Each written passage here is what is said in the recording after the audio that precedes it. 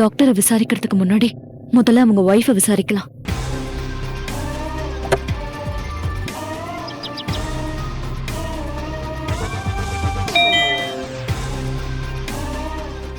Door திறந்துதான் இருக்கு, உள்ள வாங்க.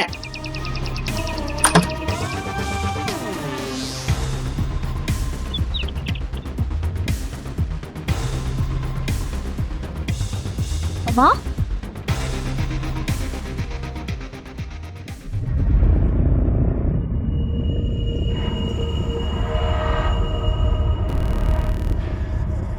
சொல்லுமா. என் பேரு பைரவி. எங்க அம்மாக்கு இன்னைக்கு ஆபரேஷன். அது உங்க வீட்டுக்காரர் தான் பண்றாரு. நான் அவர் பத்தி கொஞ்சம் பேசணும். வாமா.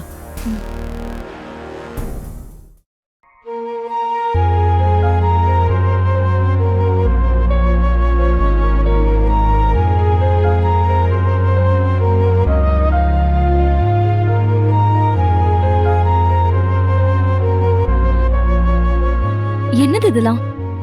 அவருக்கு அவரோட அன்றாட வேலைகளை ஞாபகப்படுத்துற கார்டு.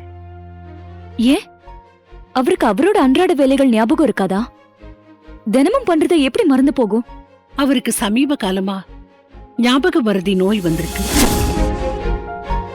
சின்ன சின்ன விஷயங்களை கூட மறந்துடுவாரு. இந்த கார்டுகள் தான் அவருக்கு அவரோட அன்றாட தேவைகளை ஞாபகப்படுத்திக்கிட்டு இருக்கு. ஒரு மனைவியா எனக்கு அவர்கிட்ட அதுதான் பயமா இருக்கு. அவரோட ஞாபக மறதி நோய் அவரை எந்த விதத்திலயாவது தப்பாக்கிடுமோன்னு கவலையா இருக்கு. இது வீட்ல மட்டுமா இல்ல வெளியிலயுமா? நோய்க்கு எதுமா வீடு வெளியிலங்கிற பாகுபாடெல்லாம் எப்பவும் இப்படிதான். இது எப்பல இருந்து? இப்பதான் ஒரு 3 வருஷமா. ஒரு நல்ல மனைவி கழகு தான் கணவனை நல்லபடியா கவனிச்சுக்கிறதுதான். எனக்கு என் கணவர் முக்கியம் இல்லையா? அதனாலதான் அவருக்கு எந்த குறையும் வரக்கூடாது, எந்த களங்கமும் வரக்கூடாதுன்னு தான் நான் கடவுள்கிட்ட தினமும் வேண்டிக்கிட்டு இருக்கேன். என்ன புரிஞ்சுக்கிட்டு அவருக்கு ஹெல்ப் பண்ற யாரையாவது அனுப்பி வைங்கன்னு கடவுள்கிட்ட வேண்டிக்கிட்டு இருந்தேன்.